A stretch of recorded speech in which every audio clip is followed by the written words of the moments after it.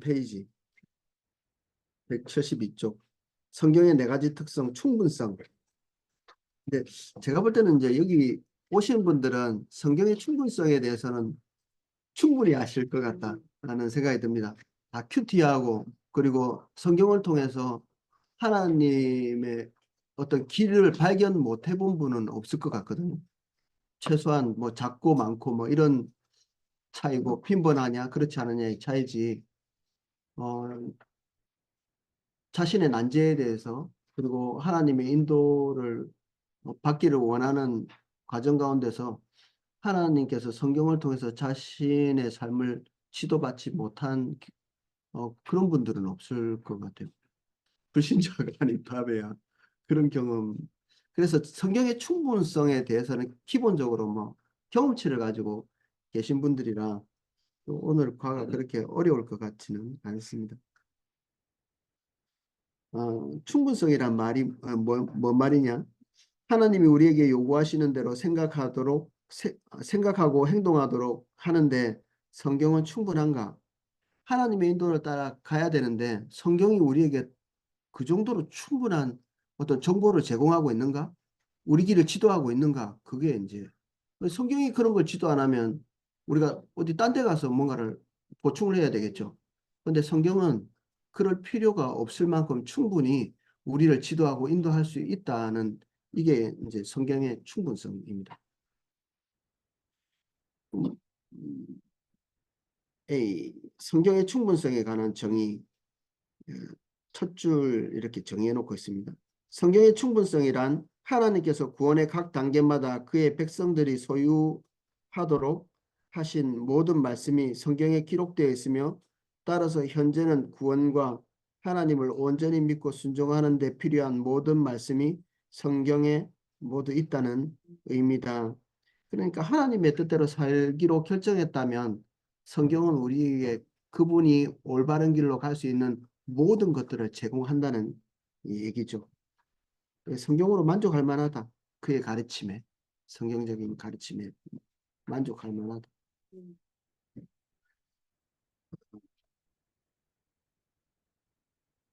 디모데후서 3장 15절 말씀 제가 읽어보겠습니다. 내가 어려서부터 성경을 알았나니 성경은 능히 너로 하여금 그리스도 예수 안에 있는 믿음으로 말미암아 구원에 이르게 하는 지혜가 있게 하느니라. 이 말씀이 쓰여진 것은 기본적으로는 구약 성경이겠죠. 신약이 없는 시대에. 그런데 그 시대 때에 계시되어진 만큼의 성경, 구약 성경만으로도 이 디모데라고 하는 어떤 사람이 하나님의 인도를 따라가는데 충분했다는 얘기죠. 그 시대까지는. 그 밑에 야고보서하고 베드로전서 제가 차례로 읽어보겠습니다.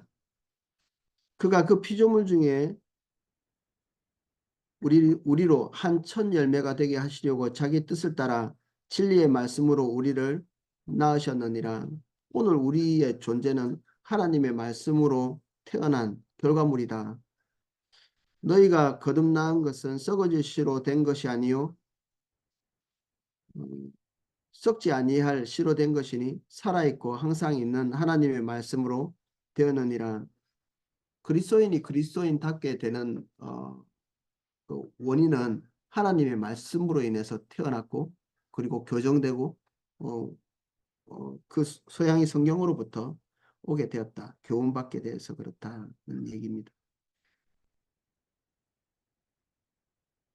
그래서 성경이 가지고 있는 하나님의 말씀, 성경에 기록되어 있는 모든 하나님의 말씀이 우리가 구원에 이르는 데 필요한 모든 말씀이다.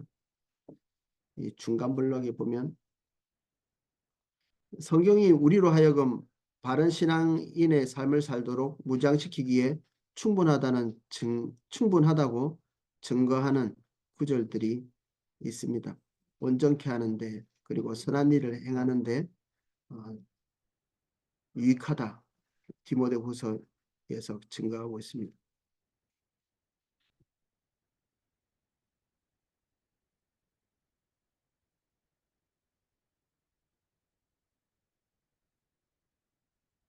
성경이 스스로 이런 부분들을 스스로 같이 증언하고 있죠. 성경으로 충분한 어떤 사람이 그리스도를 닮아가는데 하나님의 뜻을 향해서 가는데 충분하다고 성경이 스스로 증거하고 있습니다.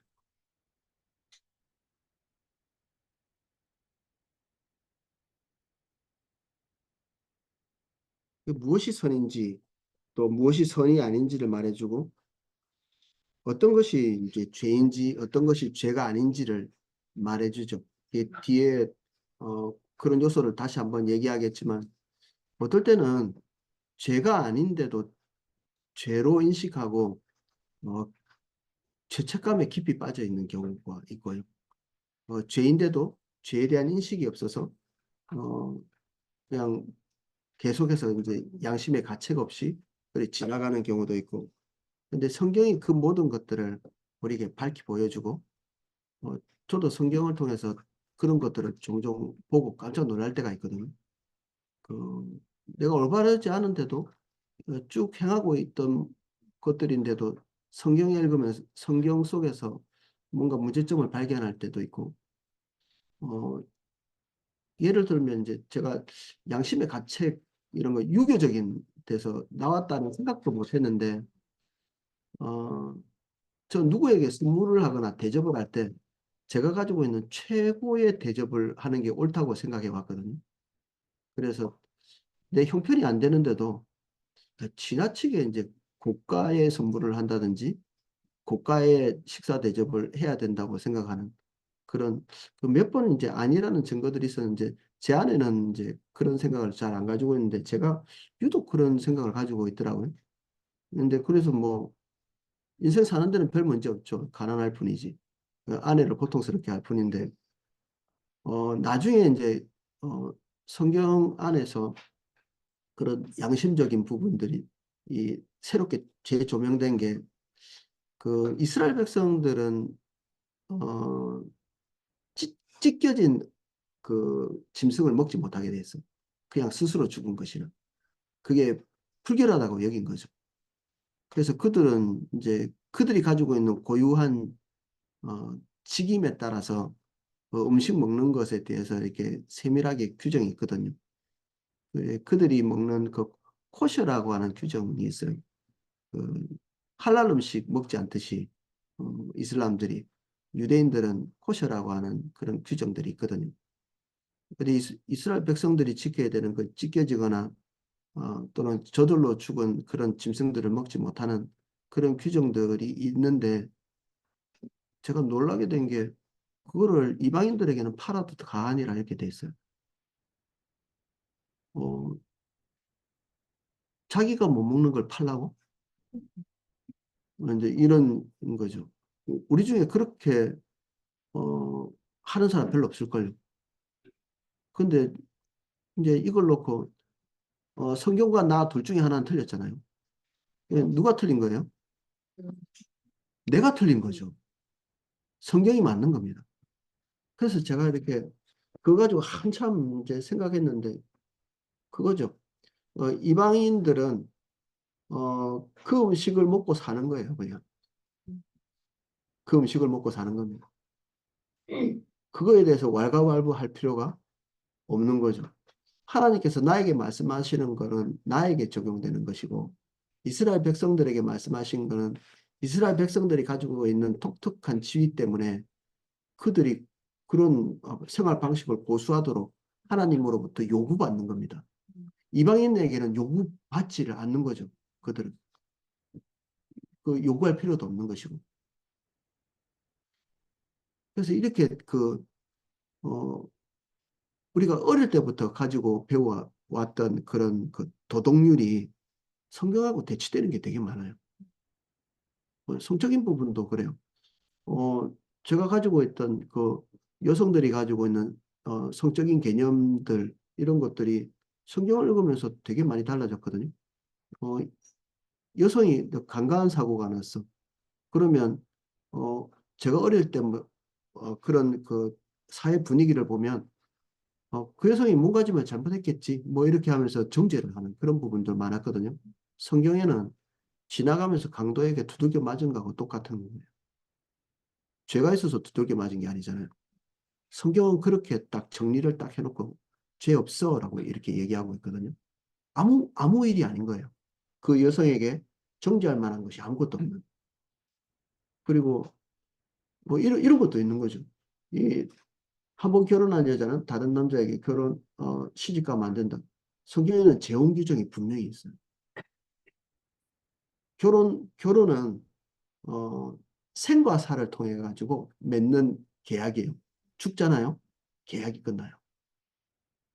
그러니까 우리가 뭐 연료비 이렇게 세우는 것처럼 천하밤에 죽었는데 이제 계속 옛날에 그런 전설의 고향 이런 거 봤잖아요. 틀린 거예요. 그게 도덕이 아니에요. 올바른 게 아니에요. 또 우리는 그 한국 사람이기 때문에 독특하게 가지고 있는 선 개념이 있어요. 근데 그게 선이 아닌 겁니다. 악이에요. 악. 그렇게 하지 말라고 했죠. 3년상 같은 거 하지 말라고. 죽은 사람 때문에 산 사람의 삶이 뒤흔들리는 것 하지 말라고. 문신 같은 거 새기지 말라고 이렇게. 그 피 흘리지 말라고. 이게 성경이 말하고 있는 도덕률인데 우리는 그런 과정을 통해서 지나친 그 자책, 죄책감 이런 것들을 산더미 같이 안고 있는 경우가 많아요. 그래서 우리는 그래도 양심적으로 산다고 이렇게 생각하는데 실제로는 대단히 쓸모없는 짐을 지고 살거나 양심적이라고 생각하는데 사실은 양심적이지 않은 그러니까 건축을 해놓고 건축의 어떤 부분에 문제가 생겨서 어떤 사람이 다쳤다. 그리고 그것에 대한 책임감이 없는 불량품을 만들어 놓고 그 불량품에 대한 책임성을 제대로 지지 않는 길 가다가 주워서 이렇게 누가 주인이 누구인지 아는데 주워주지 않는 능동적인 선을 행하지 않는 이런 것에 대해서 양심의 가책이 별로 없는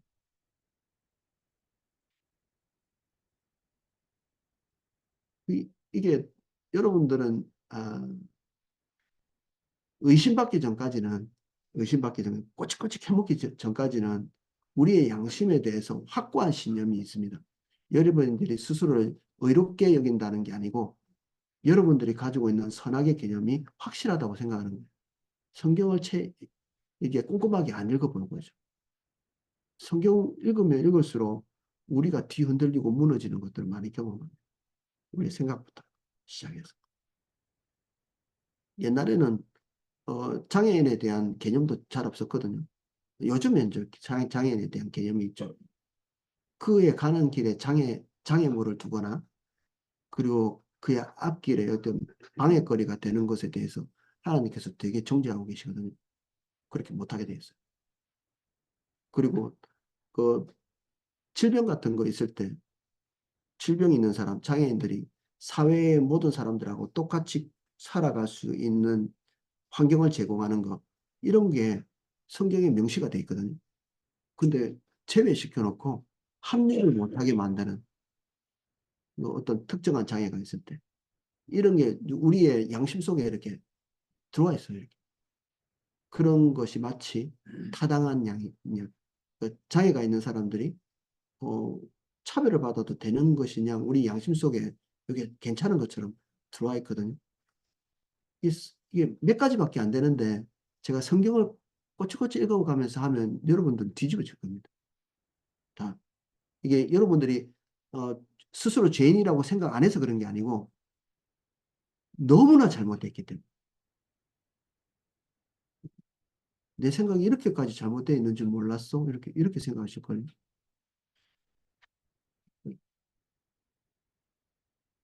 그래서 성경을 청년들한테는 내가 일부러 읽힙니다. 같이. 이게 피곤한 과정이잖아요. 어떤 면에서는. 그냥 무식하게 같이 읽는 것. 제가 청년들이 한번 뭐 전도한다고 이렇게 한 팀이 포도나무교회에서 이제 세종시초소로 내려왔어요.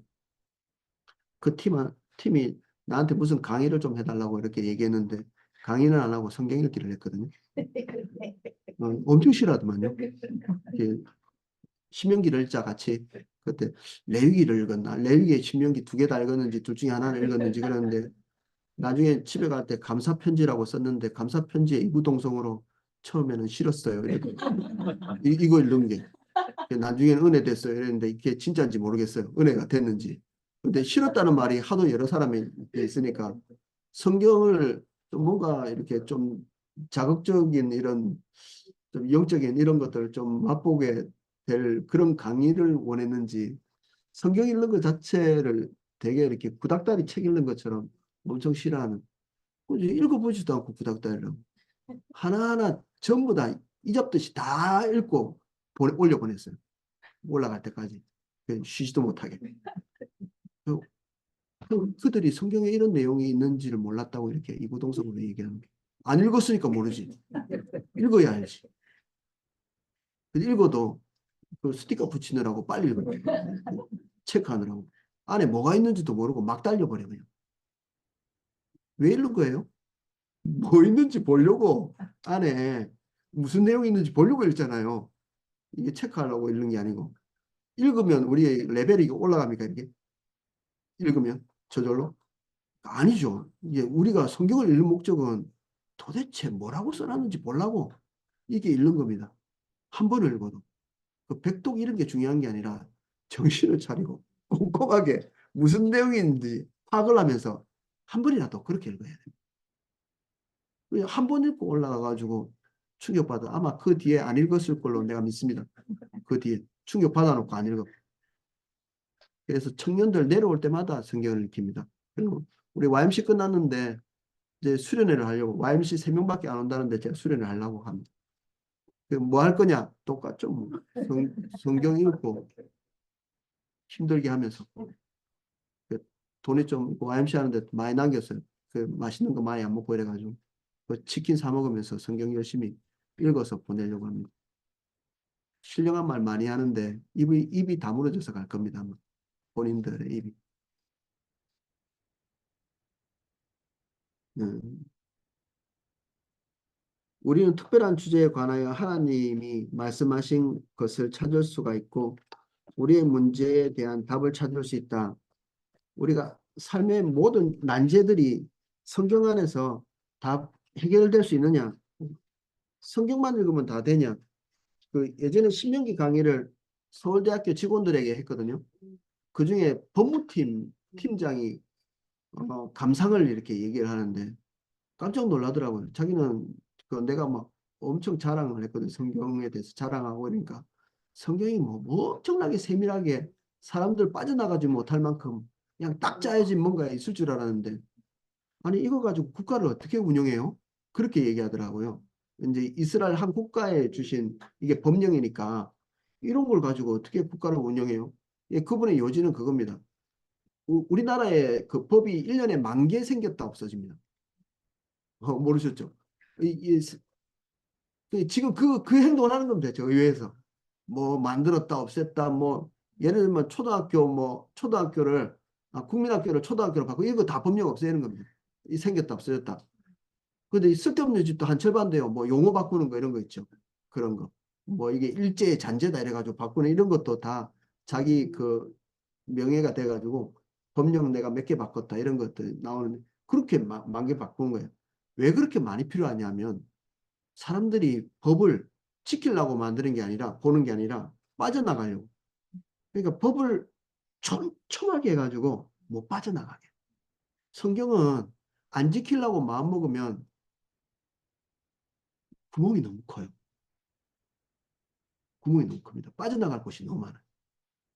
여러분들 하고 싶은 거 일단 정해놓고 성경 내용을 보기 시작하면 성경이 여러분들이 불순종할 수 있는 어, 조건을 제시해 줄 수도 있습니다. 부인을 한 두세 명 드리고 싶은데 성경을 열심히 읽다 보니까 아브라함도 이삭, 야곱은 역시 성경은 이런 식으로 되는 거예요. 그 법보다 법 정신이 중요하듯이 하나님의 의도를 따라가고자 하는 이 순전함이 성경을 해석하는데 너무 중요한 부분 같아요. 그게 제일 절실한 부분이에요.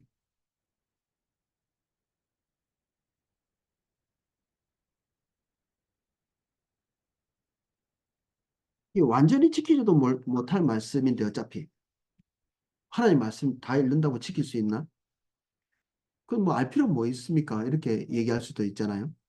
그런데 우리가 하나님의 말씀을 다 지킬 수 없다는 것은 우리가 스스로 다 인정할 수 있는 부분이죠. 우리가 뭐 어, 많이 공부를 한 사람이냐 적게 공부한 사람이냐. 근데 하나님의 말씀은 우리에게 완전을 이제 요구하시면서도 우리에게 방향성을 계속 말씀하시거든요. 방향성. 우리가 내비게이션이 안 좋은 거를 쓰면 옛날에 그랬습니다. 내비게이션이 안 좋을 때 처음에 한번 틀리잖아요. 그럼 어떻게 해요?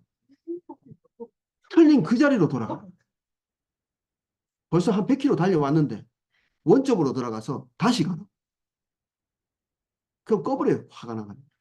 요새 거는 굉장히 좋아졌어요. 내가 혹시 실수해가지고 다른 자리에 와 있으면 거기서부터 최선의 방향으로 인도해줘요. 우리가 가는 목적지까지. 성경이 하나님께서 그런 방식으로 우리를 인도하십니다. 사회는 이미 인간의 죄로 인해서 물들어서 잘못된 게 너무 많죠. 한 번에 뒤집어 엎을 수 있나요? 안 엎어집니다. 그렇게 되면 저희 칼빈처럼 됩니다. 칼빈이 스위스에서 하나님의 말씀대로 그냥 국가를 한번 바꿔보겠다고 도둑질한 사람 다 감옥 다 쳐놓고 그냥 조그마한 죄, 이만한 거 있으면 그냥 사람들 잡아다 때리거나 죽이거나 감옥에 가두거나 그렇게 해서 하나님 나라를 만들려고 엄청 애썼거든요. 가능하냐? 결국 쫓겨났어요. 그 뭐 참을 사람 누가 있습니까? 그럼 그걸 도망쳐가지고 네덜란드 가가지고 다시 이제 순도를 좀 낮춰가지고 좀 해가지고 거기서는 어떻게 됐는지 모르겠는데 그 전에 실수를 되게 많이 했어요. 이게 그런 식으로 그리스도인들이 이런 개념을 가지고 있으면 안 됩니다. 이게 고장난 내비게이션입니다. 전체를 다 하나님의 말씀대로 살 수는 없지만 우리가 넘어질 때 그 넘어진 자리에서 하나님께서 우리를 인도하시는 방향을 다시 쳐다볼 수 있어야 됩니다. 그게 성경이 우리에게 하는 길입니다. 우리는 예수 믿은 지 10년 됐지만 무수히 잘못한 것 있고 올바르지 않은 지점에 서 있을 가능성이 있거든요. 거기서부터 하나님께서 다시 우리를 올바른 표대를 향해서 볼 수 있도록 성경을 통해서 우리를 계속 교훈하십니다. 이게 너무 다행이지 않나요? 우리 중심에서부터 확 뒤집어 엎어 맨날 뒤집어 엎어 뒤집어 주시옵소서. 이제 좀 너무 많이 뒤집었으니까 이제 고만 좀 놔둬라. 이것도 목사님이 설교할 때 그러시더라고요. 고만 좀 놔둬라. 하나님께서 우리를 잘 아세요. 우리를. 그분에 맞춰서 우리에게 이리 와. 이렇게 표대는 그렇죠. 방향성은. 근데 우리를 아시기 때문에 그분이 우리에게까지 내려오신 거잖아요. 인카네이션 하신 거. 여기에는 많은 오해가 생길 수 있습니다. 정말. 너무 많은 오해. 하나님이 어떤 분이신지 잘 모르면. 거룩한 것만 알면 우리는 정말 무자비하게 그 길로 가는 아니면 그냥 아예 못 간다고 이렇게 주저앉고 포기하고 그 방향 자체를 보지 않는 그런 실수를 할 수 있죠. 성경의 이 충족성, 충분성 이것은 우리를 끊임없이 하나님께서 기대하시는 방향으로 끊임없이 보게 하죠. 그리고 성경은 그것을 충분히 할 수 있는 역량이 있습니다. 그런 내용이 충분히 담겨 있고 하나님께서 어, 우리가 주님의 인도를 따라 평생 살아갈 수 있는 나침판을 주신 것입니다. 아, 나침판. 아, 그 우리 기독교 서적 가운데 나침판사라고 있는데 그분들이 이런 걸 깨달았나? 그래서 이렇게 너무 좋은 또 이 출판사명을 쓴 것 같네요. 완전하게 갈 수 없지만 결혼, 이혼, 자식에 대한 부모의 책임, 기독교인과 국가와의 관계, 이 우리 로마 시대 때만 해도 아버지가 자식을 죽이는 게 별로 죄가 아니었습니다. 말 안 들으면 이게 가부장의 그 권한이었죠. 그 생사여탈권을 가지고 있는 게 가장이었습니다.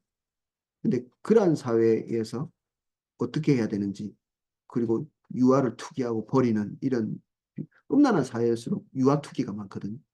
버리는 것.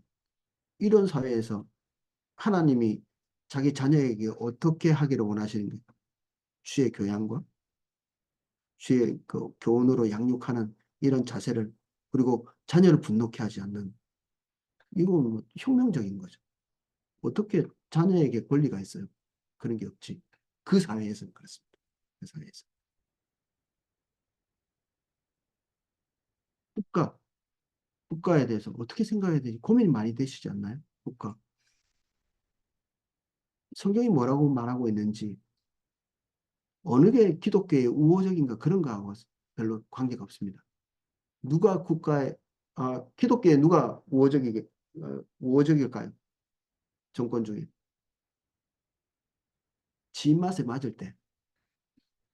정권은 지 입맛에 맞을 때 우호적입니다. 그리고, 자기가 세력을 덜 잡았을 때 기독교에 우호적입니다. 세력 잡으면 우호적인가요? 이미 잡았는데 뭐하러? 자기 마음대로 하지. 그래서 좌파든 우파든 자기 세력이 좀 밀린다 싶을 때 기독교에 야구합니다.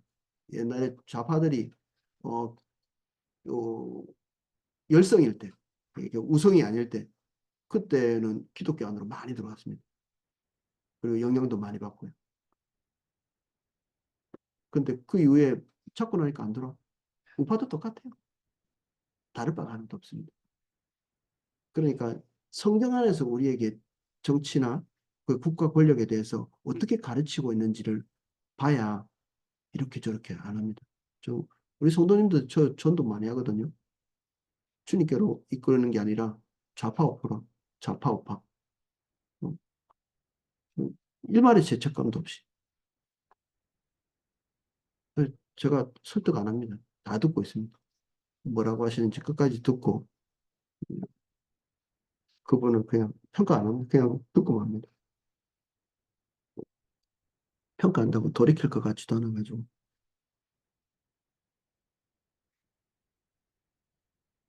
성경을 통해서 우리는 삶의 다채로운 문제를 올바른 방향성을 가지고 갈 수 있게 하나님의 길을 발견하게 됩니다. 올바른 결정을 하는 것, 올바른 결정.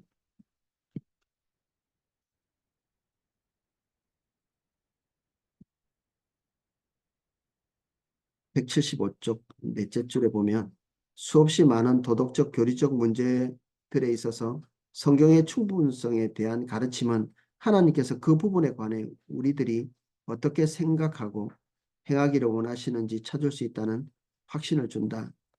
여러분들이 큐티하면서 이미 경험 많이 하셨을 겁니다. 그리고 하나님께서 우리가 가지고 있던 생각들을 전환하고, 그리고 어, 깨우치시는 그런 것들을 많이 경험하신 거죠. 성경 안에 있는 내용들이 우리에게 살아서 그런 교훈들을 줄 수 있는 내용들이다.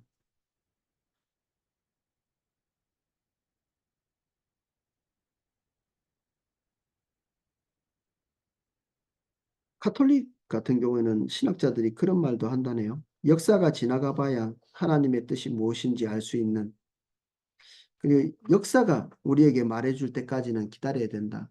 이게 그들이 했던 실수에서 비롯된 것일 수 있습니다. 우리 성지를 탈환해야 된다고 군사를 모집해가지고 어, 예루살렘 성지를 이제 이슬람으로부터 탈환하기 위해서 만든 군대가 십자군이거든요. 근데 그 십자군이 하나님의 인도였느냐 그렇지 않느냐. 근데 결과는 아주 나빴죠. 아주 나빴습니다. 첫 번째, 두 번째는 그럭저럭 신앙심이라는 그 껍데기는 있었거든요. 근데 그 뒤에부터 거의 그 약탈 집단이 돼가지고 이제 이슬람까지 가지도 못하고 중간에 기독교 국가를 다 약탈하고 그냥 그까지 가지도 못하고 해산할 때도 있었고. 그래서 그런 식의 어떤 그 군사 모집, 어, 그리고 눈에 보이는 땅에 대한 집착, 이런 것들이 올바르지 않았다는 것을 차후에 한참 뒤에 최근에서야 깨닫는 거죠. 그러면서 이제 카톨릭은 이제 가슴이 아프겠죠. 그런 것에 대해서 세상 사람들이 질타하고 손가락질하니까. 그러니까 이런 말을 할 수밖에 없겠죠. 역사가 지나가 봐야 한다. 역사가 지나가 봐야 되는 게 아니라 성경을 안 읽었네. 성경이 뭐라고 하는지 그걸 번역도 못하게 그렇게 해놓고 성경 번역하는 사람 다 불태워버리고 라틴어 아니면 읽지도 못하게 그렇게 해놓고 진짜 하나님께서 성경을 통해서 뭐라고 하는지 그렇게 한번 이해를 해보려는 시도도 안 해보고 자기들이 이런 뜻을 펼치려고 하는데 성경이 자신들을 지지할 만한 것이 있는지 없는지 그런 거나 찾고 있는 거예요.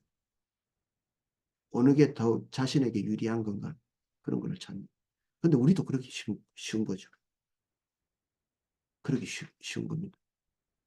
그래서 우리 지금까지도 욕먹고 있는 마녀 사냥 같은 마녀가 마녀인지 아닌지 구분해내는 그 실제 목적은 과부들이 가지고 있는 땅을 몰수하기 위해서 탐욕이죠. 탐욕.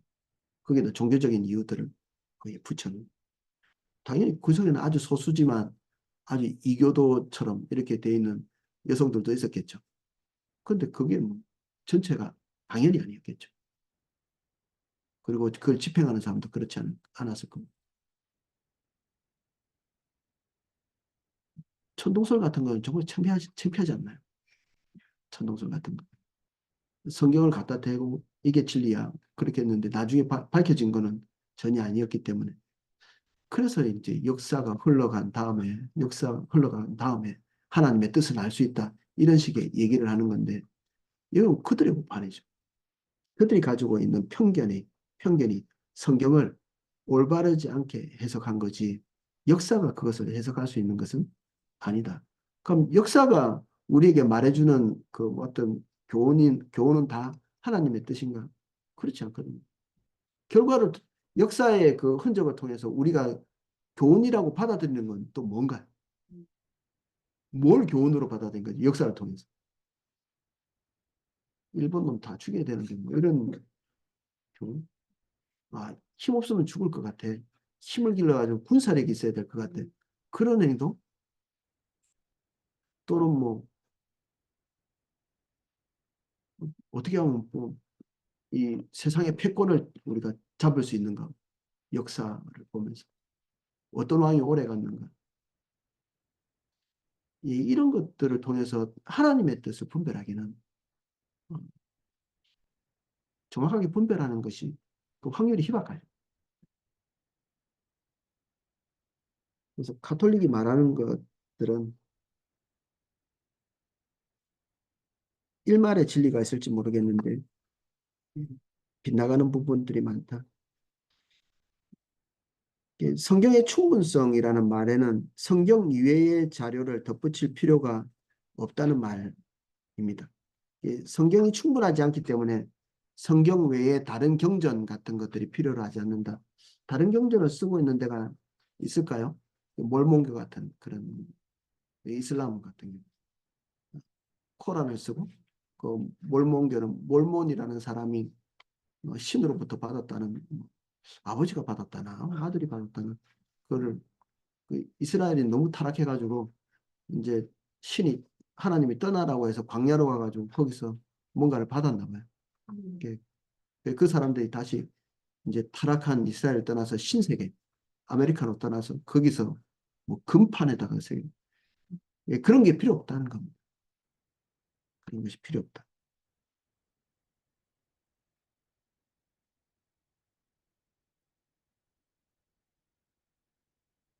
성경 이외의 자료를 통해서 하나님의 인도를 찾는 것은 지금은 유효하지 않다. 초대교회 당시에 모든 교인들이 하나님의 길로 가고 있지는 않았다. 그 초대교회 문서들을 이렇게 많이 제시하면서 신학자들이 이런 문서 저런 문서가 누락돼 있다 성경에. 그리고 성경과 동일한 시대에 성경으로 채택되지 못한 우리가 일전에 우리가 같이 나눴던 외경이나 위경 같은 그게 아니더라도 그 시대 당시에 이렇게 쓰여졌던 것들은 어떤 역사적인 문화 같은 것들을 우리가 이해하는 데는 도움이 될지 모르겠지만 하나님의 길을 발견하는 데는 아, 그다지 큰 영향이 없다. 성경 안에서 우리가 하나님의 길을 발견하는 것, 그 외에 부족분을 채울 만한 그 정도의 정보는 되지 못한다는 것입니다.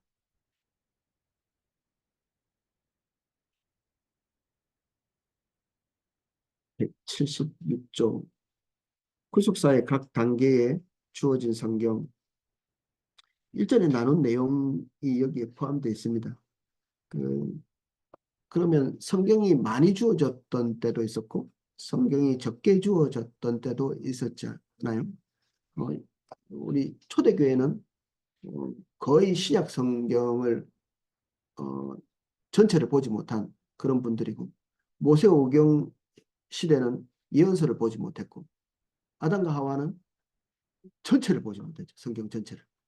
그런데도 각 단계마다 하나님께서 그들이 하나님의 길로 갈 수 있는 계시의 충분한 어, 정보는 주신 거죠. 그때마다.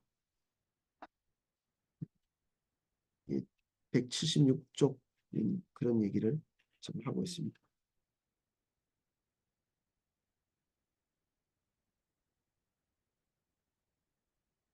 하나님은 당신이 계시할 주권을 가지고 계시죠. 어느 정도로 계시할 건가, 자기를 어느 정도 보여줄 건가, 이거는 하나님께서 결정하셔서 그래서 오늘날 우리에게는 성경 66권이 완벽하게 이렇게 주어져 있고요. 하나님의 결정이죠, 그게. 그리고 아담과 하와는 단 한 줄의 그 힌트, 복음에 대한 힌트만 가지고 메시아를 기다리고 어, 어떤 대속을 기다리는 그런 입장이기도 하고 그렇습니다. 그 모든 이에게 하나님의 계시는 완전했다. 모세가 죽을 당시에는 모세오경까지 또 그 이후에도 오는 세대마다 주어진 그 성경이 거기까지 완전했었다. 우리 177쪽에 인용되어 있는 성경 구절들을 좀 읽어보겠습니다. 내가 너희에게 명하는 말을 너희는 가감하지 말고 내가 너희에게 말하는 너희 하나님 여호와의 명령을 지키라. 이 신명기에 있는 말씀인데 그때 그들에게 주어져 있는 성경 전부였죠. 모세 오경 전체가. 거기에 더하지도 덜하지도 말고 지키도록. 내가 너희에게 명하는 이 모든 말을 너희는 지켜 행하고 그것에 가감하지 말라. 신명기 말씀. 하나님의 말씀은 다 순전하여 하나님은 그를 의지하는 자의 방편이라. 너는 그 말씀에 더하지 말라. 그가 너를 책망하시겠고 너는 거짓말하는 자가 될까 두려우니라. 하나님께서 말씀하신 그 선을 넘어가지 말라. 이 잠언 때는 또 훨씬 더 많은 성경이 주어져 있는 그런 상태였죠. 맨 마지막 요한계시록 내가 이 책의 예언의 말씀을 듣는 각 인에게 증거하노니 만일 누구든지 이것들 외에 더하면 하나님이 이 책에 기록된 재앙들을 그에게 더하실 것이요 만일 누구든지 이 책의 예언의 말씀에서 제하여 버리면 하나님이 이 책에 기록된 생명나무와 및 거룩한 성의 참여함을 제하여 버리시리라. 모든 것이 다 계시되어져서 이제 성경은 어, 요한계시록으로 마감이 되는데 이것으로서 이게 충분한 계시가 되니까 어, 이것 외엔 더 수용하지 말라 이렇게 얘기하고 있습니다.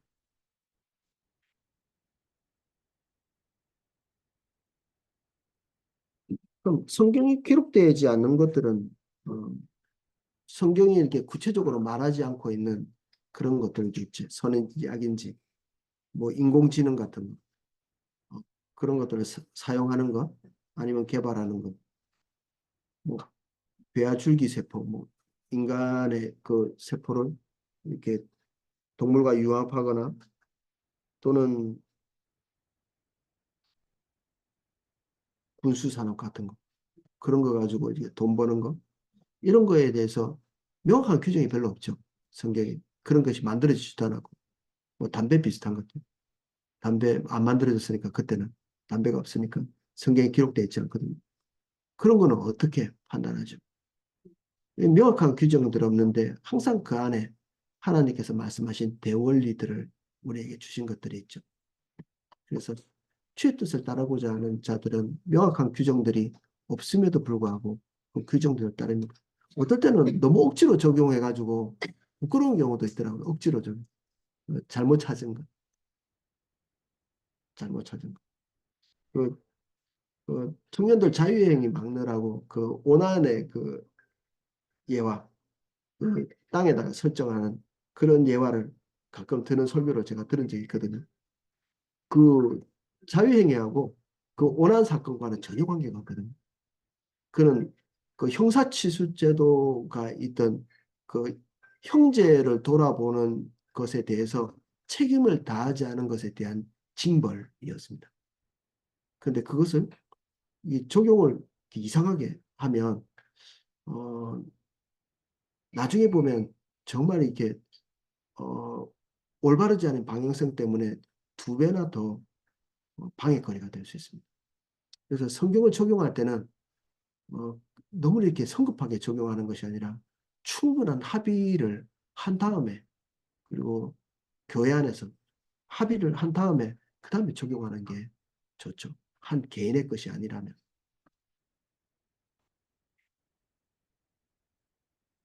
이런 것들은 사실 그 신학자들하고 목사님들이 주의 깊게 해야 되는 일이기도 하고 그렇습니다. 그 일반 성도님들도 자기 중심적으로 이렇게 큐티를 하지 않도록 세심한 주의가 필요합니다.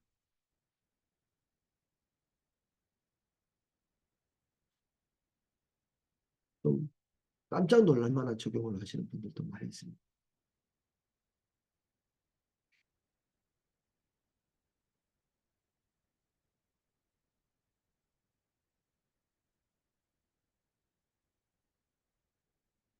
성경의 충분성에 대한 실제적인 적용 178쪽입니다.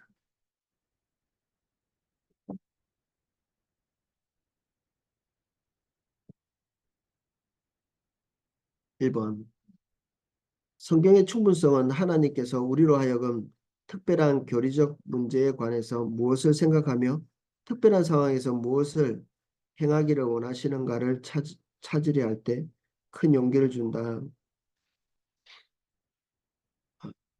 뭔가를 질문할 때 하나님께서 우리에게 대답을 해 주실 거라는 확신이 있으면 우리가 용기가 생기겠죠. 대답을 발견할 수 있을지 없을지 모르면 이제 찾지도 않겠죠. 불확실하면. 그런데 이 교리, 이 성경의 충분성은 우리가 하나님 앞에서 선한 의도로 질문하는 모든 질문에 대해서 하나님께서는 완전한 답변을 하실 거라는 믿음이 있으면 우리는 그런 질문들이 있을 때 성경을 읽겠죠. 근데 악의에 찬 질문들에 대해서 하나님께서 별로 답변하실 것 같지 않아요. 어떨 때는.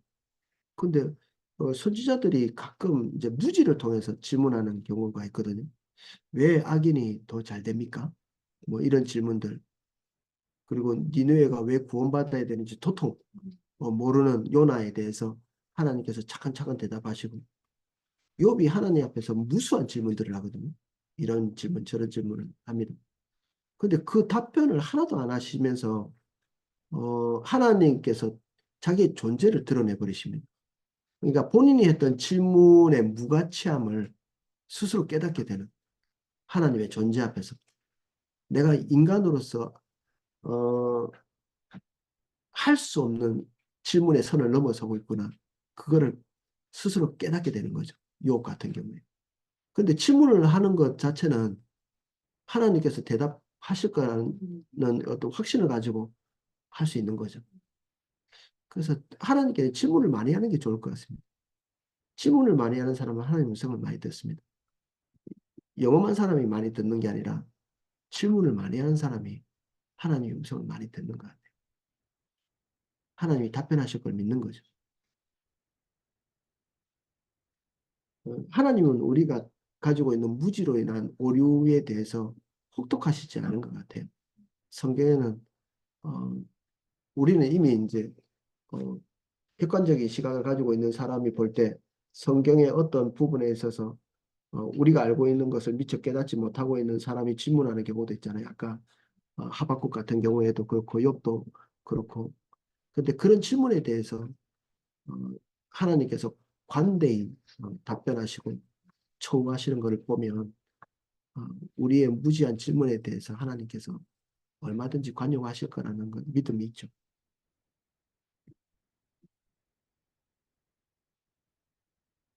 관대함을 가질 수 있다. 성경은 어떤 부분에 이제 이런 게 없으면 성경을 너무 자기 힘으로 방어하려고 애를 쓰는 성경을 봐드리는 그래서 안 읽어버리죠. 실수할까 봐 성경이 미처 대답을 못하신 성경의 오류를 발견할까 봐 확신이 별로 없습니다. 사실은 이 성경이 자기에게 어, 고통스러운 질문들을 해결해 줄 거라는 믿음이 있어야 성경을 읽는데 청년들이 잘 안 읽는 것 같아요. 다른 책을 찾더라고요. 보통. 그것에 대한 요새는 유튜브를 찾더라고요. 성경의 충분성은 우리로 하여금 성경에 아무것도 더해서는 안 되고 또 어느 문서도 성경과 동일한 위치에 두어서는 안 됨을 상기시킨다. 이런 대표적인 케이스가 몰몬교, 몰몬경이고 크리스천 사이언스 이게 우리나라는 없어가지고 관심이 잘 없으실 거예요. 이게 미국 사람 같은데 어떤 성경을 그 자기 건강과 관련돼서 많이 보거나 범실론과 관련되어 있는 하나님을 하나의 인격체로 보는 것이 아니라 힘, 파워, 능력, 그리고 치유의 기운 같은 이런 걸로 보는 것 같아요. 성경을 믿고 본다고 하는데 실제로 그들이 보고 있는 또 다른 어, 뭐 책들이 있는 것 같습니다. 이 메리 베이커 에디라는 사람인데 보니까 아줌마더라고요. 살았는지 죽었는지 모르겠습니다. 사진만 봤는데 언제적 이야기인지 모르겠어요 이게. 근데 그 사람이 많이 아팠나 봐요. 근데 어떻게 뭐 치유가 된 모양이죠. 그래서 하나 창시했는데 음, 대단하십니다. 그래서 그가 이제 쓴 책들이 성경보다 더 중요도를 가지고 근데 이제 간절함을 가지고 있는 사람들은 그 좀 옆으로 가기 쉬운 것 같아요. 하나님이 우리에게 주신 간절함이 아니면 옆으로 가기 쉬운 병이 있는 분들은 치유에 집중하면서 옆으로 가기 쉽고 부도 나신 분들은 부도 막는 것 때문에 옆으로 가기 쉽고 그래서 사기꾼들에게 쉽게 당해요. 우리 어, 암 같은 거 이렇게 걸리면 온갖 사람들이 다 붙어가서 이거 먹고 저거 먹고 막 돈이 아무리 비싸도 사잖아요. 근데 그거 먹고 낫는 사람 별로 없는데 근데 금방 사죠. 우리 같으면 이건 뭐 충분한 증거가 없어라고 안 살 수도 있는데 다급하면 사시거든요. 우리가 음, 이런 우리의 간절함이 어, 있을 때 어, 성경을 왜곡되게 보는 그런 경향들이 많았습니다. 우리의 간절함. 큐티할 때 우리가 큐티를 통해서 하나님의 음성을 들어야 되는데 이게 선제적인 작업이 필요합니다. 우리의 생각을 내려놓는 하나님의 음성을 들을 때 가장 중요한 조건 중에 하나가 자기 생각 내려놓는 것입니다. 이게 쉬운 일 같으면 그렇게 기록도 안 해놨겠죠. 원칙으로. 쉽지 않기 때문에. 이 나경수 사모님은 이제 그렇게 안 하려고 애를 많이 썼는데도 그렇게 되더래요. 그래서 에라 모르겠다고 아예 자기가 무엇을 기도하러 왔는지 그거부터 쭉 기도를 다 해버리고 그 뒤에 딱 하나님 받으세요 하고 딱 치워버리고 그 뒤에 가르쳐준 대로 주님과의 교제만 이렇게 하는 걸로 나가는. 근데 그렇게 해서라도 우리의 생각을 내려놓는 것이 너무 중요해요. 우리의 바램을 내려놓고 우리의 간절함을 내려놓는 그게 안 되면 좀 곤란해지는. 제가 청년들한테 그런 얘기도 합니다. 어, 마음에 드는 사람이 생기면 기도는 끝났다.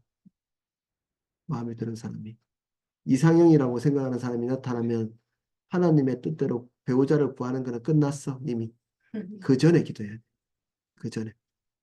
연애하기 전에. 사람이 나타나기 전에. 내가 모범을 보여서 다 잘했죠. 주변에 아무도 없을 때, 완전 모태솔로일 때, 그때부터 기도를 했기 때문에 어, 자신 있게 할 수 있었죠. 어, 아니면 이런 기도밖에 안, 하나님 제발 결혼하게 해주세요. 하나님 뜻이라면 뭐 이런 거 없어요. 제발 하나님의 뜻이라면. 그 뭐하러 그런 기도를 해? 그런 이게 이미 경향성이 들어왔기 때문에 기도가 안 되는 거죠. 바램만 있는 거죠. 오히려 그 하나님 뜻을 찾아가기에 어, 도움이 되는 기도라기보다는 자기의 뜻만 강화시키는 기도가 될 가능성이 많죠. 그래서 청년들은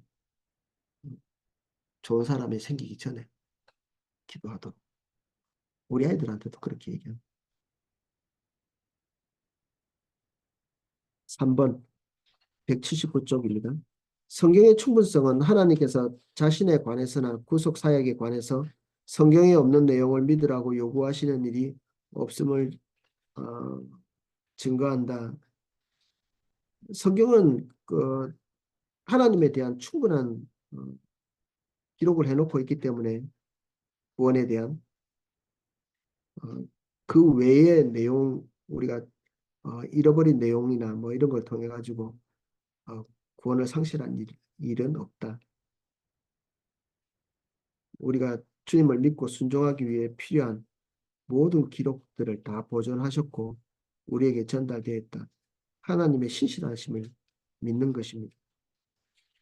동시대의 뭐 기록물이라고 자꾸만 이렇게 얘기하시는 분들의 그런 주장들도 이제 그런 분들이 그게 중요하다고 생각하는 그 주장을 우리가 받아들이려면 그럼 그 시대에 있는 모든 사람들이 다 주의 길로 갔다고 이렇게 전제를 해야 되거든요. 근데 그렇지 않잖아요. 우리 성경만 읽어봐도 초대교회라고 다 좋은 일만 있지는 않았거든요. 정말 그 사람들도 오류가 정말 많았고, 영지주의 같은 경우에는 교회를 뭐 거의 뭐 파토낼 만큼 그렇게 많았거든요. 영적인 것은 거룩한 것이고, 육적인 것은 악하기 때문에 예수님께서 세상을 창조하시는데 관여하셨죠. 성삼위 하나님께서 다 창조에 관여하셨기 때문에. 그러니까 예수님은 저급한 하나님입니다. 육적인 것을 만든 신이기 때문에.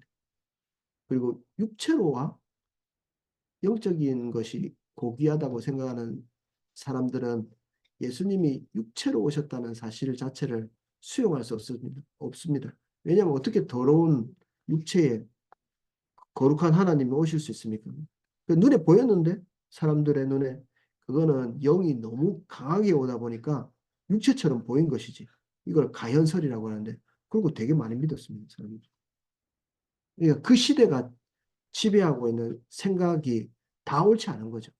그래서 그것대로 옆으로 가는 사람들도 있고 그것대로 또 문서를 만드는 사람도 있고 그런 문서들이 지금까지도 남아 있는 것들도 있고 그러니까 그 시대 동시대에 있는 문서라고 다 성경과 동일한 권위를 주고 우리가 수용할 수는 없는 것이다.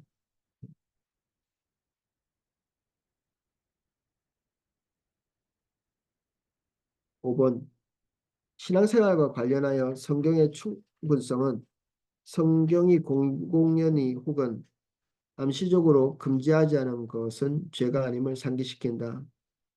어, 콜라나 커피를 많이 마시는 것. 많이는 안 적혀 있네요. 마시는 것. 예.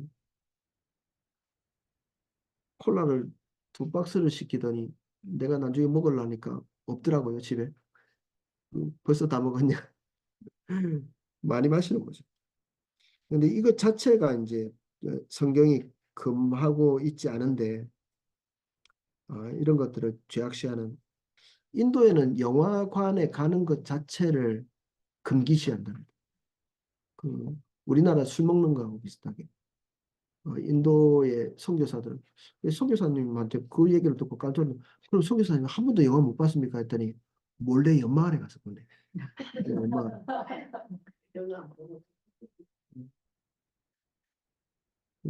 우상에게 제물로 드렸던 고기를 먹는 것, 이게 교회 내에서 중대한 정죄거리였거든요.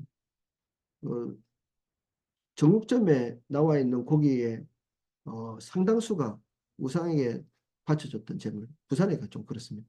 그 돼죽밥이 유명했던 게 그분들이 목 잘라서 쓰시잖아요. 근데 그런 것들이 그 나머지 것들이 이제 나와 있는 거 있는데 그것이 많은데 이제 그런 것들 먹어도 되냐 돼지국밥 같은 거. 예. 성경이 정죄하고 있지 않는 부분에 대해서 굳이 우리가 그렇게 정죄할 필요가 없다. 아까 초두에 제가 말씀드린 거하고 비슷한 면입니다. 어, 꿀을 먹는 것은 좋은가요, 나쁜가요? 꿀. 성경이 뭐라고 말하고 있죠? 토하지 않게 먹어라. 너무 많이 먹죠. 토하지. 한쪽에는 성경을 초카리만큼 먹으라고 돼 있고 한쪽에는 성경을 너무 많이 먹지 말라고 돼 있고 두 가지 상반된 말씀이 적혀 있는데 무슨 말이냐? 적당히 먹으라는 얘기예요. 적당히. 알았어. 이 적당히를 어, 해석하기 어렵죠. 우리가 적당히를 잘 못해가지고. 미디어는 어느 정도 해야 됩니까? 영화 보는 것도 금기시하고 TV 보는 것도 금기시하고 미디어 금식의 필요성을 제가 종종 느낍니다. 어느 정도 하다 보면 저는 커피도 종종 끊습니다. 일부러. 뭐 가끔 한 달씩 끊을 때도 있고 어, 아침에 일어나면 커피 없으면 못 살겠네 싶을 때가 되면 한번 끊어봅니다. 진짜 못 사나? 한 달쯤 끊어보거든요. 미디어 음식도 비슷하게 종종 이거 없이 습관적으로 이렇게 보게 될 때 한번 끊어봅니다. 진짜 못 사는데 그 이제 못 살진 않아요. 그때쯤 되면 한번 여러분도 한번 해보십시오. 그거 없으면 못 살겠다 싶을 정도면 한 번씩 이제 중단해 보십시오. 그러면 됩니다. 이거 뭐 죄로 정죄하고 이런 것보다는 근데 그런 것들을 안 하는 것 때문에 자기가 더 의롭다고 생각하면 면허증 하나를 또 받게 됩니다. 다른 사람 정죄해도 된다는 면허증이 그러면 이제 우리가 더 큰 죄 되는 거죠.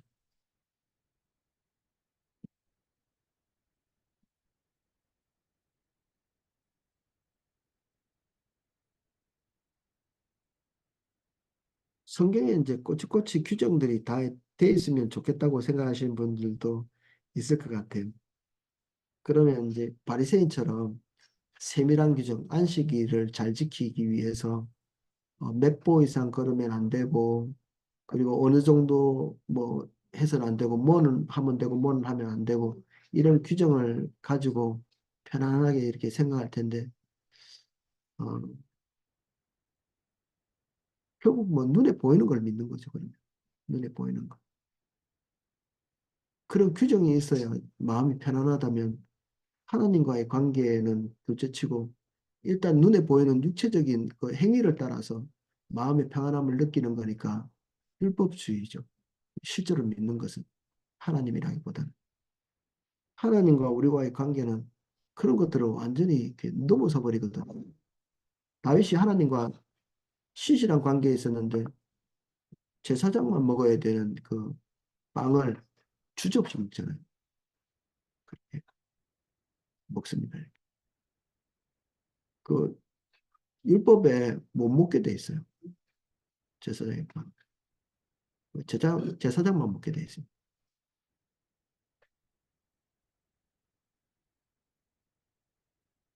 그 종교적인 퍼포먼스를 굉장히 잘했던 통치자가 사울입니다. 사무엘이라고 하는 걸출한 영적인 지도자가 없어지고 모든 백성들이 상실감을 느낄 때 지도자로서는 좀 불편하겠죠. 사람들이 다 우리나라 끝났어. 왕이 버티고 있는데 사무엘이 죽고 나니까 모든 백성들이 너무 마음이 상심한 거예요. 왕으로 볼 때는 너무 그렇겠죠. 뭐 임진왜란 한창 하고 있는데 이순신 장군이 죽었어. 선조가 벌겋게 살아있는데 왕이 살아있는데 장군 하나 죽었다고 그러면 기분이 안 좋겠죠. 어떤 사람은 그런 말도 합니다. 이순신 장군이 안 죽었으면 사형당했을 거라고. 네, 기분이 안 좋은 겁니다. 장보거나 이런 사람들처럼 기분이 별로 안 좋아요. 이게 총 자기를 이렇게 바라봐야 되는 백성들이 딴 데 쳐다보면. 그래서 사울이 했던 행동은 기가 막힌 행동을 하죠. 그 우상숭배, 접신하는 사람, 어, 신접하는 사람 다 죽이거나 내쫓아버립니다.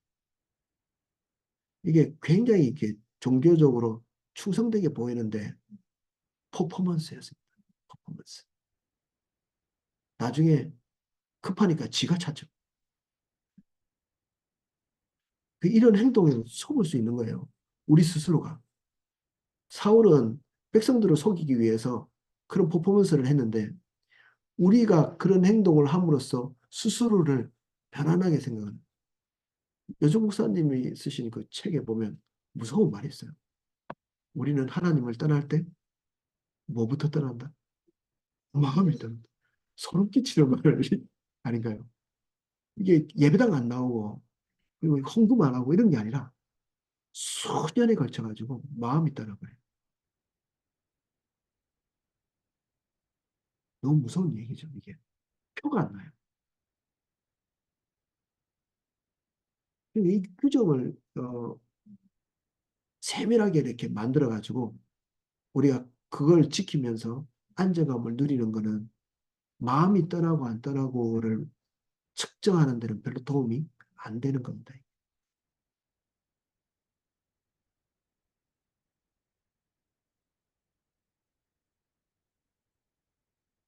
미디어를 일주일간 안 봤어. 내가 하나님과의 관계가 획기적으로 전환됐나? 아닙니다. 방해는 분명히 됩니다. 미디어가. 근데 그걸 일주일 동안 끊었다고 하나님과의 관계가 극적으로 저절로 생기지는 않습니다.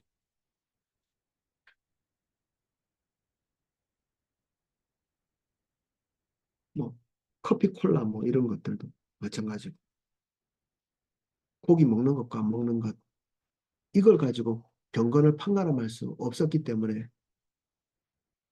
이 고기 규정은 이게 좀 충격적이에요. 누가 더 옳은가 얘기했을 때 사도 바울의 결론은 먹는 자가 더 옳다는 겁니다. 왜냐하면 하나님께 우상은 없다는 거예요. 우상은 아무 의미도 없는 그런 것이고 하나님이 주시는 음식이면 다 감사함으로 먹을 수 있다는 겁니다. 그런데 교회 안에 믿음이 약한 사람들 그런 사람들이 못 먹는다는 거예요. 저도 못 먹거든요. 저 토해요 이렇게. 가끔 뭐 제사 음식 같은 거 모르고 먹는데 또 토하더라고요 이게. 근데 그런 사람들을 위해서 너희들도 먹지 마라. 그게 옳은데 옳은 사람이 내가 믿음이 좋지 이렇게 하지 말고 약한 사람 위주로 행동하라는 겁니다. 먹을 수 있는데 먹지 말라는 겁니다. 할 수 있는데 하지 말라는 거죠. 무엇을 따라? 사랑을 따라서 행하라고. 규정대로 하지 말고 올바른 원칙에 따라서 보수해서 다른 사람 정죄하지 말고 약한 사람들이 상처 입지 않도록 주의를 하나님 아버지의 마음에 딱 고정시키고 아버지의 마음으로 행동하라는 얘기죠.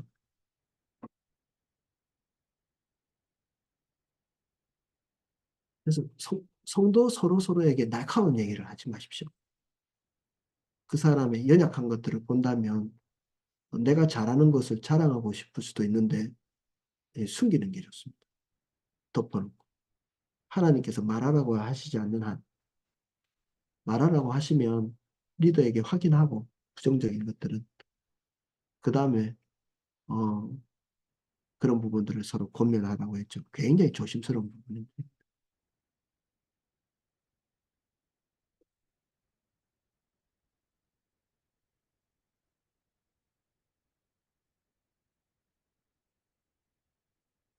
특별히 성적인 부분에 있어서 어, 이런 것들이 좀 많은 것 같아요. 확인되지 않은 어떤 경건들, 몽정하고 사정하면 어떻게 처리해야 돼요? 밤에 시험나라고만 오늘 조졌네 오늘. 어떻게 처리해야 돼요? 성경은 뭐라고 말하고 있어요? 물로 씻으라. 물로 씻으라. 그거밖에 없어요. 물로 씻으라. 어, 월경 중에 있는 사람들은 그냥 그때가 부정한 기간이라고 위생적으로. 음, 그 기간 동안 지나면 깨끗한 시간만 지나면 되는 거예요. 그런 것들은. 근데 그 문화에 따라서는 전혀 그렇게 안 보는 경우가 있습니다. 그 귀신 씌인 것처럼 그렇게 생각할 수도 있거든요. 이게 아주 이렇게 어, 부정하다는 더럽다는 이런 개념으로 이렇게 수용할 수도 있습니다.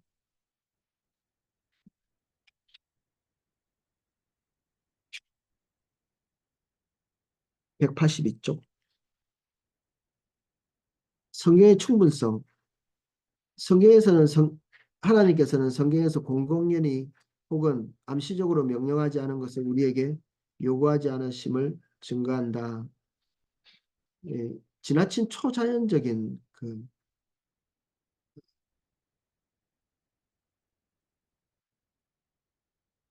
계시 같은 것들, 그런 것을 기대하는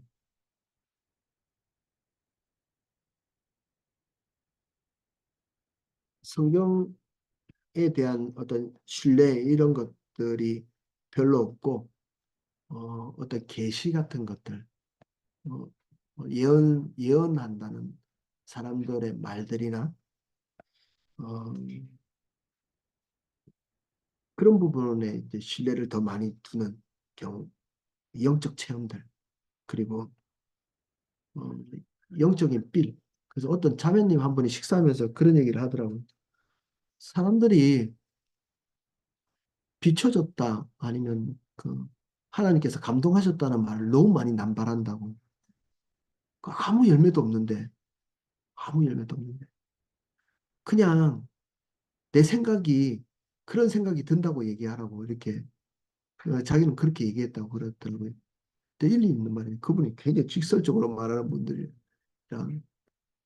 어, 한면에서는 조심스러운 말이기도 하죠. 음, 실제로 이제 주님의 인도를 따라 잘 갈 수도 있는데, 근데 들을 만한 말이기도 해요. 어, 우리 교회 청년 중에 하나도 너무 빈번하게 하나님이 본인에게 이런 말씀하셨다, 저런 말씀하셨다고 했는데 다음날 가면 달라져 있어. 매일 바뀌어요. 그러니까 더 이상 신뢰함이 없고 우리끼리니까 덮어놓고 지나가지. 믿지 않는 사람이 그렇게 들었다고 하면 미쳤다고 하지 않겠어요? 정신 나갔다고 그러지. 방언하는 거 비슷하게. 이거 사람 우리 그 옛날에 훈련받던 그 나보다 좀 동생이 있었는데 하나님의 살아계심을 보여주겠다고 방언을 막 했대요. 그 뒤통수를 때리면서 미쳤냐 이 새끼야. 불신자가. 방언은 그런 용도로 쓰인 게 아니라 하나님과 자기와의 교제를 위해서 준 건데 그거 가지고 그렇게 쓰는 거죠. 이게 신령하면 다 될 줄 알고. 그리고 은사가 사람을 바꾸지 못합니다. 은사가 사람을 바꾸지 못해요. 예언사역, 기도사역 한다고 사람이 바뀌지는 않습니다. 어, 뭔가 속 시원해가지고 많이는 찾아올 수 있을 건데 어, 하나님의 음성을 들으려고 지나치게 관심을 많이 가지는 사람들이 듣고 참고사항이에요. 참고사항 이제 분별을 해야 됩니다. 그런데 그게 자기 자신의 결정에 거의 도움이 안 돼요. 왜냐하면 이미 결정돼 있기 때문에. 이미 뭐 거의 대부분 결정하고 와서 확인 사살하는데 확인 사살이 자기 마음에 들지 않으면 이제 분별하시죠. 제가 말한 분별은 비아냥거리는 겁니다. 분별해서 제껴놓고 자기 뜻과 맞을 때 분별하셔서 받아들이십니다. 그래서 기도사역 받으러 오시는 분들은 환상을 제가 먼저 봅니다. 왜 오셨지? 이미 결정된 건 아니신가? 이렇게 물어봅니다. 진짜 주의 뜻대로 가기를 원하시나? 물어봅니다. 어떤 분이 오셔가지고 주의 뜻대로 하기를 원하는데 분당 땅, 강남 땅이 있는데 어느 걸 팔아야 될지 주님께 물어봐 달라고 아무거나 팔아라고 했고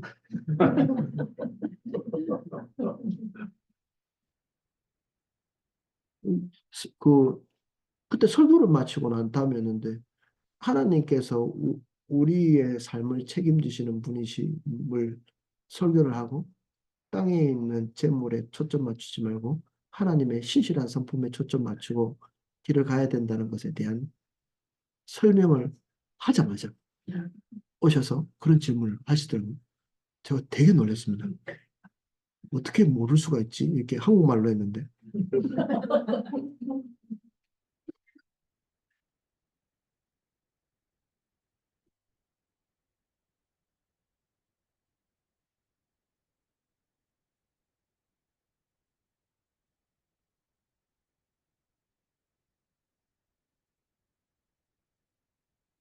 그래서 성경의 충분성을 이해하고 하나님을 경외하는 분들, 하나님의 뜻을 알기를 원하시는 분들은 할 수 있는 대로 성경을 열심히 읽고 연구를 하시면 좋습니다.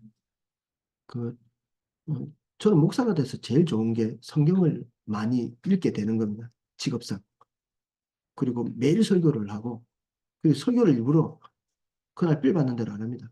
차근차근 그한 권을 선택해서 그거 끝날 때까지 지금 시편을 하고 있는데 빨리 끝났으면 좋겠다. 너무 길다 이거. 115편 지금 하고 있는데 이제 조금 근데도 끝까지 그냥 그걸 할 수밖에 없어요. 이랬다 저랬다 할 수는 없으니까. 근데 이게 하고 나면 하나님의 새로운 지평이 이렇게 보입니다. 너무 좋아요. 와, 목사 아니었으면 빌 받는 대로 살았을 텐데. 이게 성경 안에 나와 있는. 그러니까 주께서 알려고 하시는 분들은 성경을 더 열심히 보셔야 되는 거죠. 좀 귀찮지만. 빠른 방법은 아닌데 엄청나게 안전한 방법.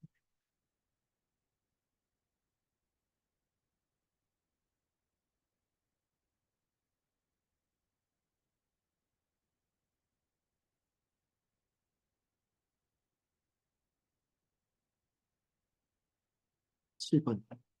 성경의 충분성은 교리와 윤리적인 문제에 있어서 우리는 성경이 강조하는 것만 강조하고 하나님께서 성경을 통해 말씀하시는 것에 만족해야 함을 상기시킨다. 어, 성경이 많이 말하고 있는 것은 중요한 것입니다. 거의 말하고 있지 않는 것은 중요하지 않습니다. 중요한 것은 우리가 집중해서 보고 중요하지 않은 것은 참고사항으로 넘기는 겁니다. 하나님이 생각하시는 대로 생각하고 느끼시는 대로 느끼고 하나님께서 결정하시는 대로 결정하고 우리가 가져야 될 인성이 그렇습니다. 그런데 하나님께서 중요하게 생각하는 것을 가볍게 취급하고 하나님께서 가볍게 여기시는 것들을 뒤로 넘기는 이런 식으로 하면 하나님하고 보조를 맞춰서 갈 수가 없습니다. 그래서 이상한 질문을 많이 하는 청년을 한번 만난 적이 있는데 지금은 안 그러더라고. 그때 당시는 질문을 한 10분 이상 해요. 하나의 질문을. 자기가 알고 있는 지식을 다 나열한 다음에 질문을 해요. 그리고 답변하면 안 들어. 제가 볼 때는 이제 자기가 이만큼 안다는 걸 과시하고 싶은 것 같아요. 나한테만 그런 게 아니라 요즘 목사님께도 그렇게 하셨더라고요. 그래서 좀 웃기기는 하더라고요. 저 처음 본 청년이라 너무 웃긴다 이렇게 생각을 했었는데 요즘 좀 달라진 것 같아요. 요즘 하나님 만났는지 좀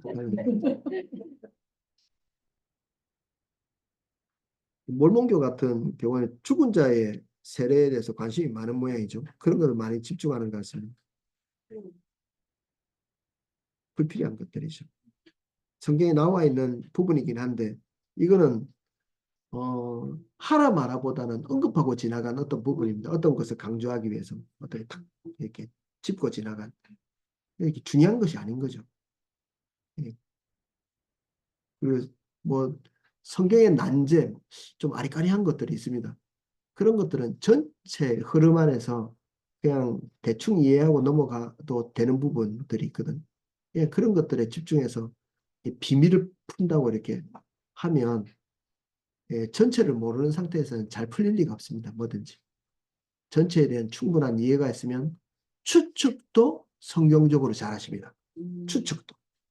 어쩔 수 없이 추측해야 될 수밖에 없는 것들이 있거든요. 성경은 명료하지 않은 부분들은. 그런데 성경에 대해서 충분한 이해가 있는 분은 추측도 성경적으로 잘 하십니다. 성경에 그 주석하시는 분들도 추측 많이 합니다.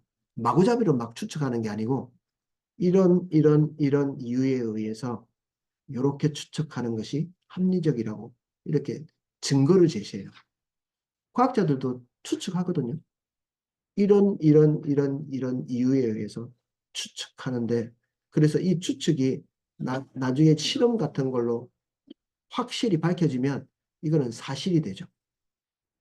그래서 추측은 어쩔 수 없이 하게 되는 면이 있는데 그것들은 증거가 있어야 됩니다.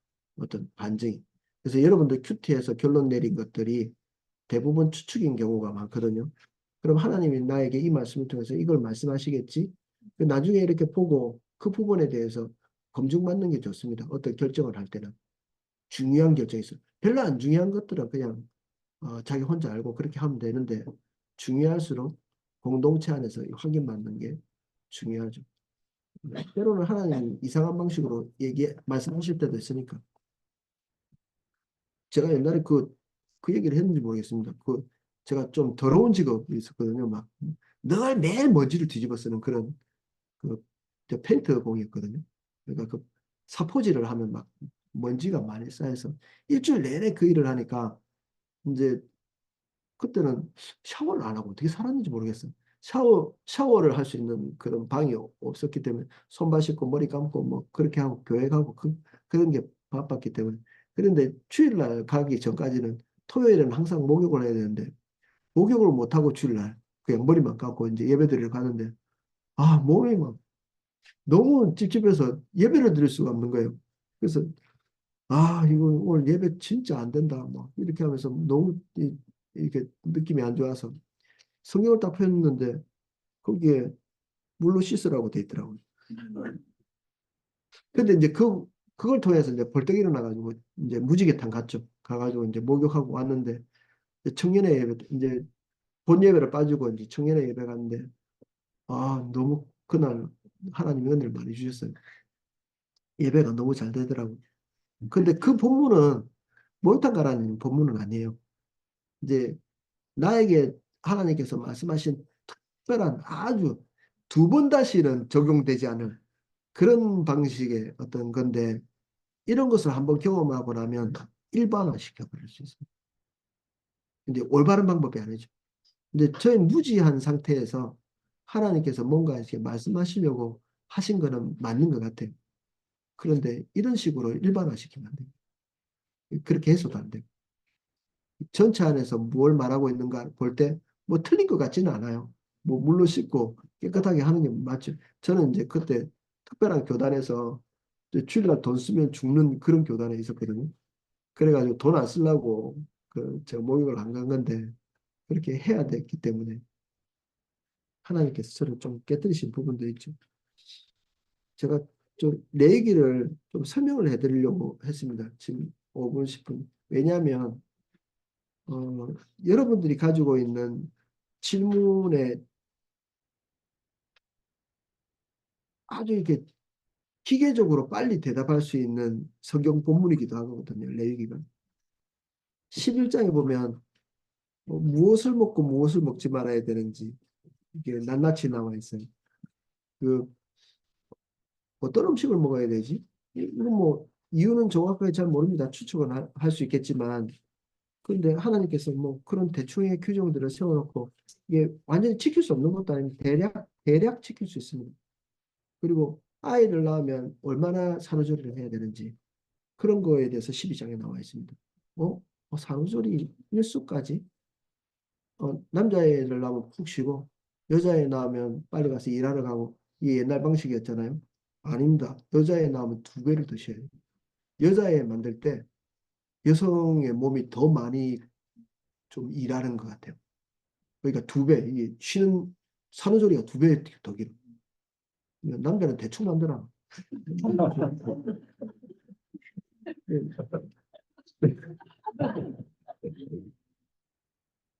13절 보면 나병 같은 피부병이 생겼을 때 어떻게 처리해야 되는지.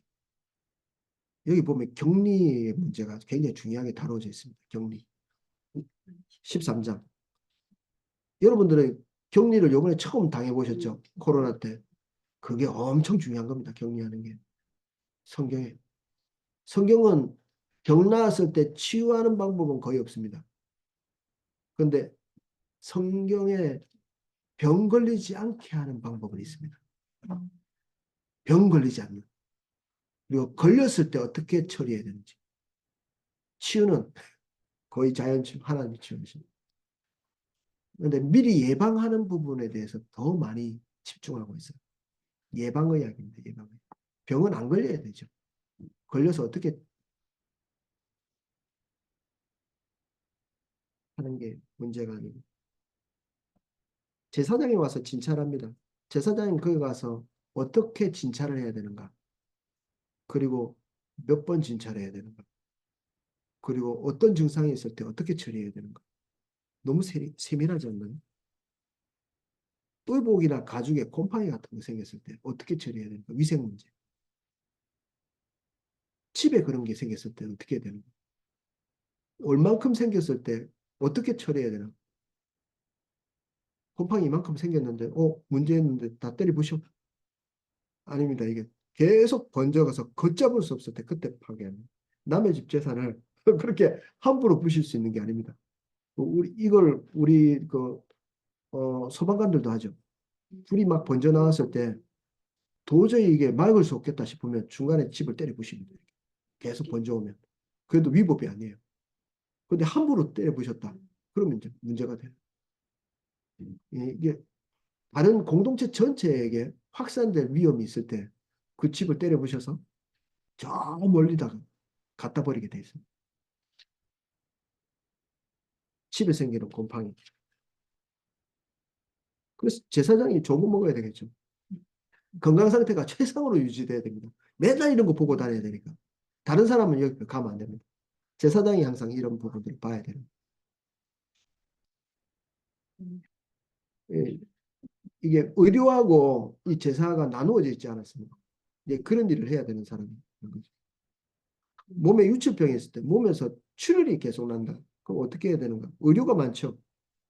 남성이 그럴 때, 여성이 그럴 때 어떻게 해야 되는가? 이게 중요한 문제인 겁니다. 왜냐하면 그런 문제들이 계속 일어나기 때문에 한 사람에게 일어나면 삽시간에 다른 사람에게 퍼져나갈 수 있기 때문에 어떻게 해야 되는지. 종교적인 것은 다 빼고 지금 말씀드린 겁니다. 재물은 어디에서 드리는가? 손은 어디서 잡을 건가? 고기는 어떻게 먹을 건가? 고기 먹긴 먹어야 되는데 어떻게 잡을 건가? 옷은 어떤 식으로 입어야 되는가? 파종은 어떻게 할 건가? 누구를 죽여야 되는가? 감옥에 갇혀 있는 사람 중 누구를 죽여야 됩니까? 살인자, 인신매매범, 간음 강간한 자, 예, 죽이게 되죠.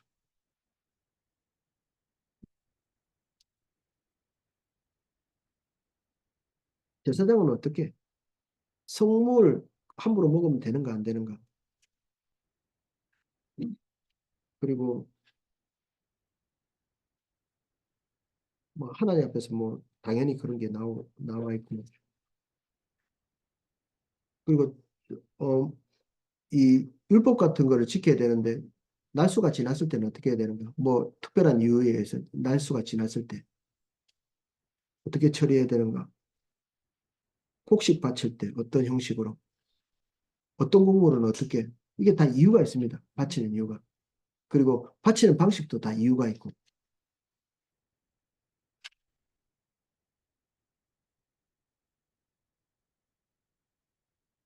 언제 쉬어야 되는가? 다른 사람에게 피해를 입혔을 때는 어떻게 처리해야 되는가? 미안해 하면 끝인가? 우리 아이들 사과해 이러면 미안해. 땅은 어떻게 사고 팔아야 되는가? 그리고 농사 지을 때 땅은 어떻게 활용해야 되는가? 막 지으면 되나요? 아닙니다. 이게 다 방법이 있습니다. 이득을 취할 때 부당이득 하는 거, 그거 되게 하나님께서 언급하고 계시고,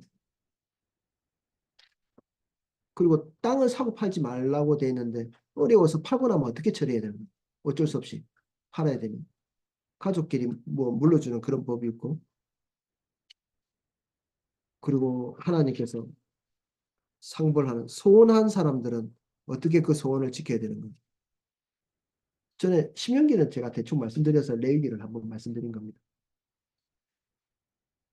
레위기와 신명기를 이제 말씀을 드리는 이유는 이게 제일 쉬워서 통째로 다 읽고 무엇인지를 알아야 되는 게 성경인데 이게 어떤 경향성을 가지고 있는지를 아는 것이 되게 중요하죠. 자주 읽어가지고. 근데 뭐 그럴 필요도 없이 딱 보면 이렇게 나와 있는 규정들이 딱 정리되어 있는 규정들이 레위기 또 민수기 일부 그리고 신명기이기 때문에 반복해서 얘기를 하는 겁니다. 이 그런 것들을 왜 제대로 안 지켜가지고 너희들이 하나님과의 관계를 벌려놓고 재앙을 맞이했는가 이게 예언서들이거든요. 적용을 잘했나 못했나를 계속 얘기하는 것들입니다. 새로운 것들이 아니고 그 앞에 말씀했던 하나님의 그 계명을 가지고 자기 백성들에게 적용을 하는 거죠. 오늘 성경의 충분성 오늘로서는 이제 성경에 대한 논의는 다 끝났습니다. 이걸 다 공부하고 나서는 이제 성경을 열심히 읽어야 되겠다는 그 의욕에 불타오르셔야 됩니다. 그리고 성경을 잘 안 보시면 공부를 잘 못한 것이죠. 혹시 질문할 거 있으세요? 어떤 때는 그게 좋다고 그러고 어떤 때는 또 그걸 또 부정적으로 얘기하고 또 이렇게 이런 일들이 얘기가 되게 어떻게 어떻게 봐야 될까요? 큰 거를 얘기하는데 뭐 이런 이렇게 해라 이게 좋다 이렇게 하고 어떤 때는 그걸 또 부정적으로 얘기하고 그런 것들은 잘못만 그런 게 아니라 신명기는 깜짝 놀랄 만큼 정반대의 축복에 대해서 얘기하고 있죠. 똑같은 장소, 똑같은 행동, 똑같은 경우일 것 같은데 어떤 것을 축복을 선언하고 있고 어떤 건 저주를 선포하고 있거든요. 그러니까 그 표면상에 있는 것이 별로 안 중요하다는 뜻이겠죠. 그러면 뭐가 중요한가?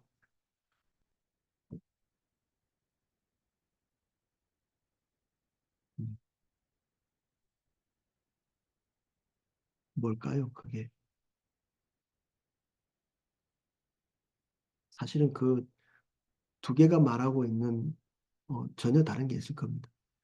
아까 꿀 얘기해드렸죠. 한쪽에서는 꿀을 너무 많이 먹지 말라고 한쪽은 너무 많이 충분히 먹으라고 그러고 하는 그런 상반된 이야기들.